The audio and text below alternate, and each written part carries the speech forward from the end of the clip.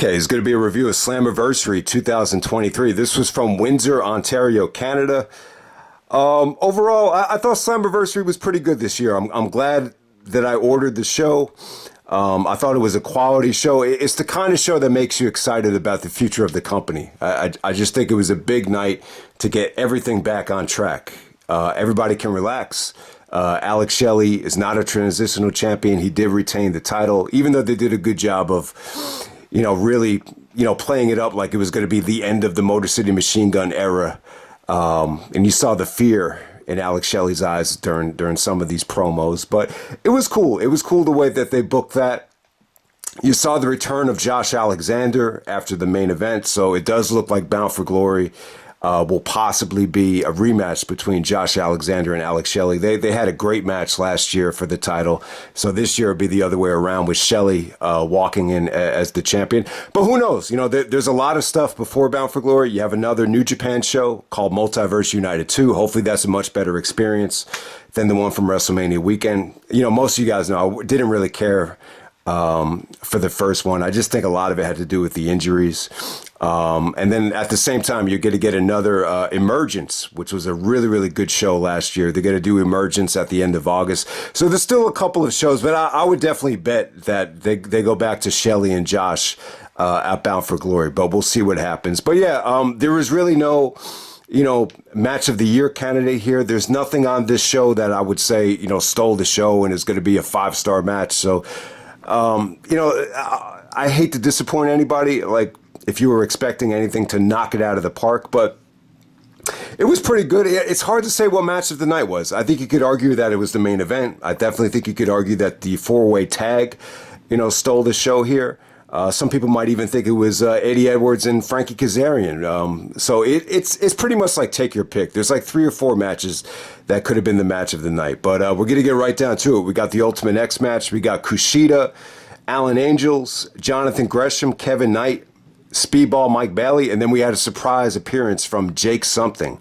If you haven't seen Jake Something, he's been the pretty much like the poster boy, the champion for AAW. That's a promotion in the Midwest that Seth Rollins and Jimmy Jacobs used to be a huge part of. So yeah, Jake Something, you got to see him. He's a really big, jacked up dude. Kind of reminds me of like a almost like a cross between Hercules and Scott Hall in terms of his physique. So he's a pretty big, powerful dude. He has some impressive moments here. But overall, this Ultimate X, I found it a little bit disappointing. A lot of it just had to do with the Ultimate X, the actual X. It was hanging from one of the hooks at the end of the match, and a lot of the fans started booing there. So that's always a problem when they do an Ultimate X where it's not for the title. I think those X's are just a little bit too thick, to hang up like that. So, but overall, I mean, you had some great action here. Speedball, he actually did a moonsault, pretty high up. I mean, it wasn't from the top of the steel structure holding up the X, but it was pretty close to the top. It was a beautiful moonsault. I thought Kevin Knight had a spectacular performance here. He took a really nasty looking Poison Rana. I think it was from Alan Angels. They actually did it. They executed the Poison Rana, from the cables off the top turnbuckle, and it looked pretty dangerous, but, everybody was okay.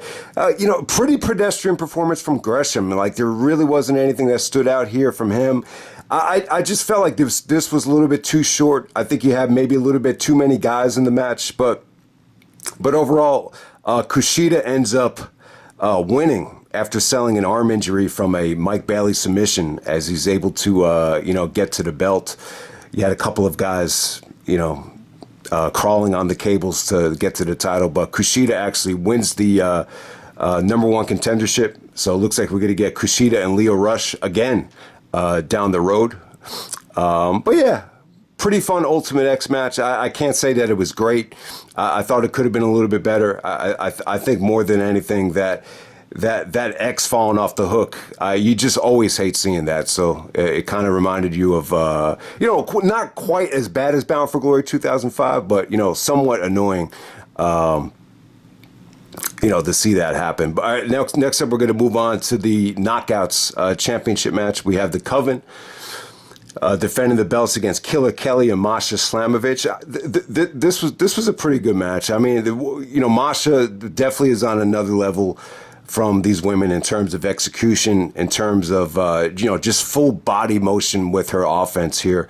I think one of the problems with women's wrestling, especially like in NXT and, maybe even a little bit of AEW, like a lot of the girls, they dress very much like, gothic girls, or, they're dressed up like it's Halloween. It's almost become, the norm. When Dennis Rodman, dyed his hair in the NBA, like he stood out like a sore thumb. So now all of a sudden it's like, if you're going to be like a rebel that dyes her hair and has tattoos, it's almost like, man, that's kind of like become the norm, like in women's wrestling. So I think that's what really stood out about the match. I didn't think the Coven was bad here. They definitely had their moments. One of the girls actually hit the Golden Gate swing. What does she call that? They had a name for it, like the witchcraft, and Masha kicked out of that. I thought that was really, really cool.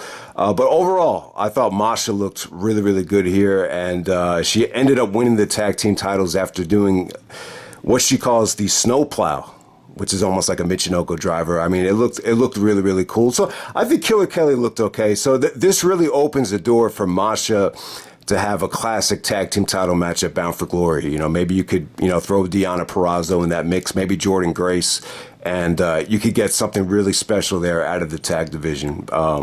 So yeah, definitely a positive experience to put the titles on Masha's team. No doubt about it. All right, next up we had a little bit of a surprise. You had Scott D'Amore taking on Bully Ray and Deonna. I believe this was supposed to be Steve Macklin. So Deonna replaces Steve Macklin. So we had, Scott D'Amore had to pick a surprise partner. You heard the Team Canada music. You thought maybe it was going to be Bobby Roode. You thought maybe it was going to be Petey Williams, the Canadian Destroyer. But no, ended up being Eric Young. So Eric Young had a great main event last year at Slammiversary. So it was cool to see Eric Young back. It was kind of to see this version of Eric Young with Team Canada. It was kind of weird because Eric just looks a lot more evil now, a little bit more older. When he was back in Team Canada, he was like this young and innocent kid. So it was really, really cool. It was a fun match. Bully Ray got into it with the referee. The referee actually quit during the match. So they had this dude from the Red Wings. This was like a NHL legend, Darren McCarty. Used to be on the Red Wings, probably back in the late 90s. I never heard of this dude, but I did know the Red Wings, they won back-to-back championships in the late 90s. They've been a great organization in the NHL, so it doesn't surprise me. A lot of the fans in Canada actually did know who he was, so he actually took over the referee duties, and ended up being like a handicap match. So it was a nice little feel-good victory for Scott D'Amore and Eric Young. They put Bully Ray through a table, and you had Scott D'Amore's mother at ringside. This is their home country, hometown. And, little feel-good victory. It was good for this was like the nostalgia moment of the night, for everybody that remembered the old Team Canada days. All right, next up we have Lio Rush challenging Chris Sabin for the X Division title. Ended up being a squash match. Really, really weird booking here, man. Video package is great. Lio Rush starts off thanking or, kind of praising Chris Sabin for all his success. And then he says, I don't really give a shit. I'm here for my brand and I'm here to build my brand. I don't care about Chris Sabin and all of his recent success. So I don't know. I thought it was a great video package. I think what this match did more than anything, this is the most impressive Lio Rush match I've seen since the Jay Lethal match when I first saw Lio Rush. I think that was at Supercard of Honor. Like I haven't been impressed with Lio Rush since then. The AEW stuff, I thought it fell flat. When he was in Bola, there was kind of like this fluke injury and he wasn't able to wrestle the way he wanted to. So that was disappointing. For as good as the match with Kushida was at the New Japan show or WrestleMania weekend, I still thought that was kind of underwhelming for the match of the night. But what this match did was it really it made Lio Rush look like a badass. I thought it came off great, and it kind of swerved me too. I was thinking during the match, is this a real concussion? because that looked pretty fucking nasty. He hits him with like an insecurity before Sabin actually gets into the ring, and then he hits him with this vicious looking torpedo. Sabin looks like he's knocked out. I'm thinking, is this real? Is this legit? I had no idea. The way Lio Rush was celebrating, though, I think it was a work. You know, he was kind of doing the Shawn Michaels thing where he's just kind of like lying down on the turnbuckle, like everything is fine. So nowhere near like the way Owen reacted when he injured Austin at SummerSlam, where you could see, you know, Owen looked a little bit nervous and he looked a little bit guilty. It didn't come off like that at all. And then Sabin, you know, fought with the referees to, you know, keep wrestling. And, you know, Sabin actually kicked out of a frog splash. But then one too many, you know, Lio Rush pins him in 1 minute and 20 seconds to become the X Division champion. So it's cool. It definitely sets up a rematch. You know, maybe you could throw Kushida in there for a triple threat match at Bound for Glory. I think that will be really cool. But yeah, I think Lio Rush really needed this. You know, he got a big win over the Machine Guns on the Impact Television show, and you know, with this X Division title win, you know, it's a squash match. It's a little bit disappointing that you know these two guys weren't able to deliver. You know, this is one of the few matches on the show that you know you would expect, you know, a quality matchup from, and you ended up getting a squash match. So if you're disappointed with the way this was booked, I understand it, but I think long-term booking wise, and for Lio Rush as well, like he's been bouncing, you know, from promotion to promotion, and you know, just hasn't been able to develop any, you know, rhythm. And I think this is what he needed. This is really what he needed. So I thought it was cool, man.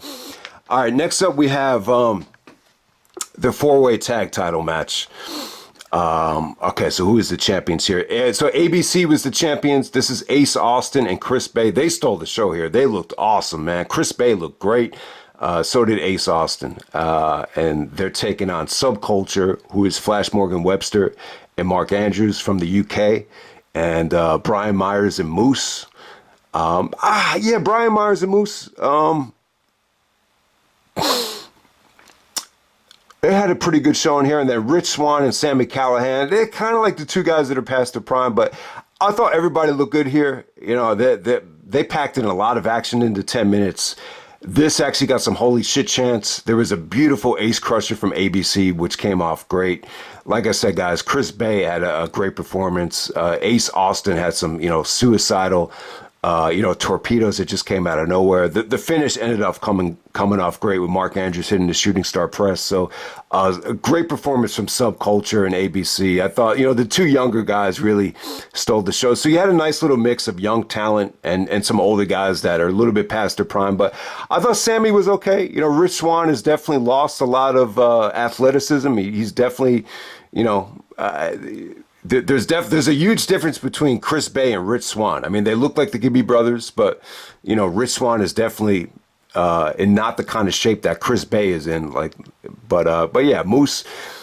I thought Moose worked really well with these guys for a big man. Yeah, this probably was the match of the night. You know, I think some of these four-way tags, most people know how I feel about them. A lot of times I don't think they worked, but I would actually put this above the one that they did at Multiverse United during WrestleMania weekend. It just felt like more of an important of a match. It didn't feel like we're just throwing guys in there.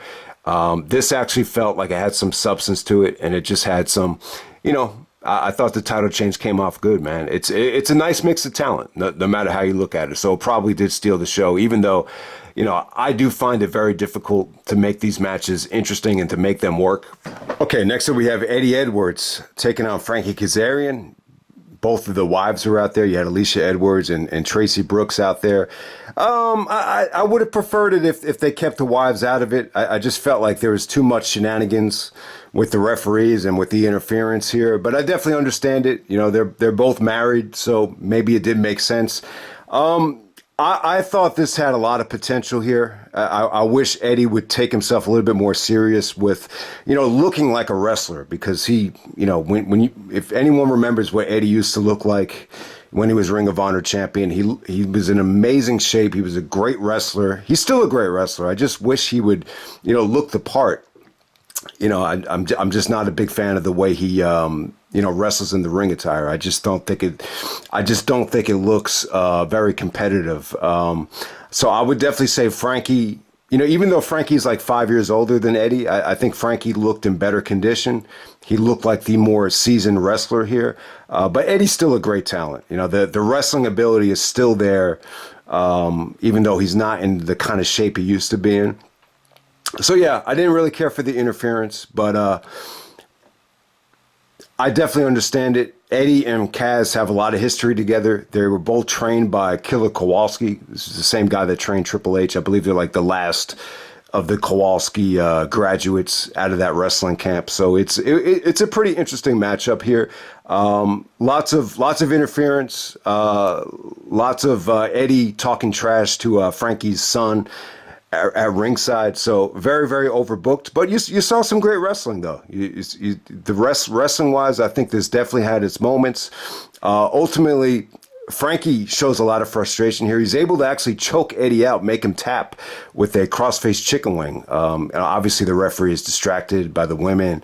So that opens the door up for Eddie to, nail Kaz with the kendo stick, and then he hits him with the Shining Wizard, which is pretty good. I mean, Eddie's offense is still really, really good. He could still put on some great matches. I just wish he would, take his conditioning a little bit more serious. But yeah, Eddie Edwards and Frankie Kazarian. I think more than any other match on the show, this match still shows you that, Impact will give, quality wrestlers that are a little bit past their prime a chance. If Eddie and Kaz were in AEW, the roster is so bloated that it'd be tough for them to, ever get a chance to shine like this. So it was definitely a solid match. It just wouldn't be my pick for match of the night. But it looks like here a lot of people are actually picking this as match of the night. So you might like it a lot more than me. So definitely check it out.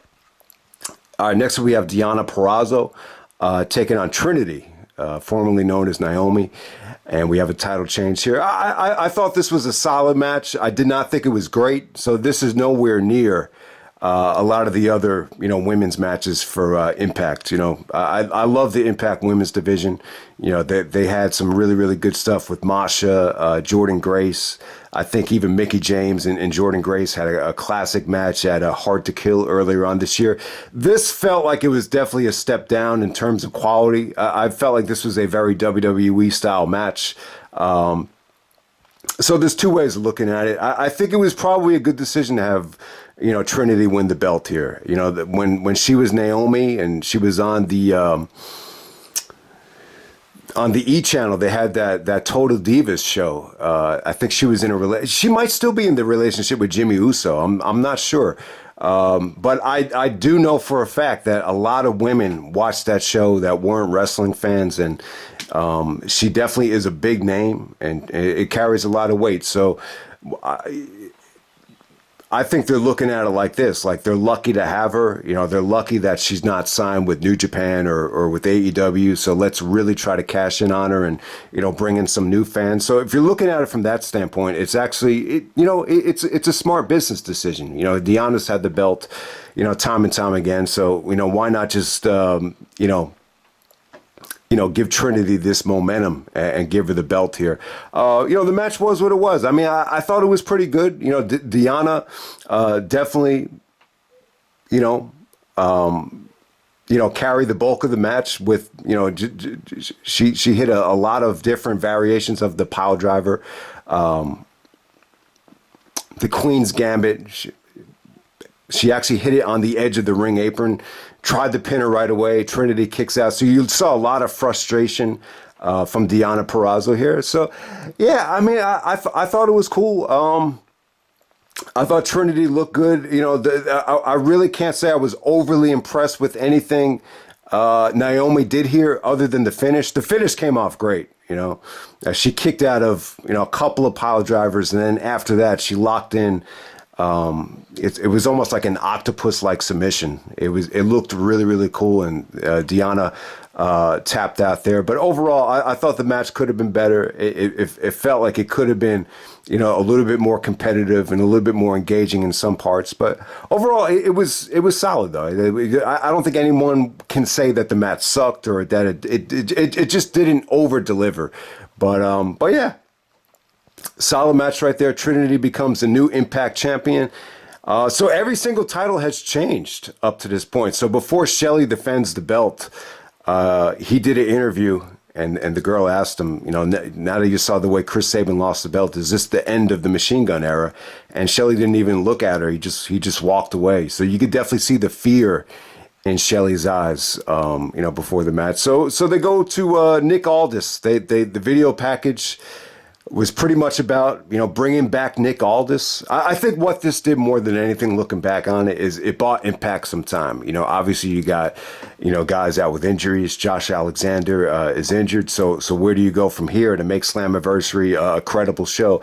You bring back a former champion, Nick Aldis, someone that, wrestled Cody Rhodes on some of the biggest independent wrestling shows of the last decade. So it definitely made sense. They built it up like he was going to win the belt. The video package was more about Aldis than it was about Shelley, and it was pretty much about Shelley just being a transitional champion. And if Aldis couldn't win the championship here, then it was totally pointless for him to stay in Impact Wrestling. So I thought they did a good job of playing Shelley up like he was the underdog here. And when the match started, I thought anytime Aldis got any offense in, there was just natural heat there. There was a natural fear that Shelley was going to be a transitional champion, and you could definitely hear it in the fans as well, that they were a little bit fearful that Impact just wanted to put the belt on someone that had the physique and had the credibility of someone like Nick Aldis. So it was a pretty cool match. But yeah, Shelley was great here. You could definitely see the sense of urgency from him with how the match started. He actually spit the water in Nick Aldis' face to get the upper hand, and Shelley was just no nonsense here. He was just going to work on, Nick Aldis's fingers to prevent him from doing the clover lock. It was some pretty nasty stuff here. He actually took his fingers and, shoved them in between the metal opening that held the turnbuckle together and just started, he was just trying to crush them so he couldn't apply, any of his submission holds. And it was definitely good, man. It was some engaging stuff. I thought Aldis looked pretty good here. He definitely looked like he was in good shape. Like I was saying, man, the fans were definitely, fearful that he was going to win the belt here. There was a situation where he brought the belt in.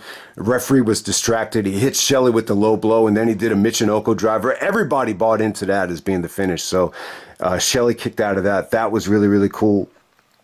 Eventually, Shelley hit him with the super kick. He started bleeding from the forehead, and then as soon as Shelley saw the blood, he set up the shell shock, that shell shock finish, and Aldis goes head first into the mat, and Shelley retains the belt.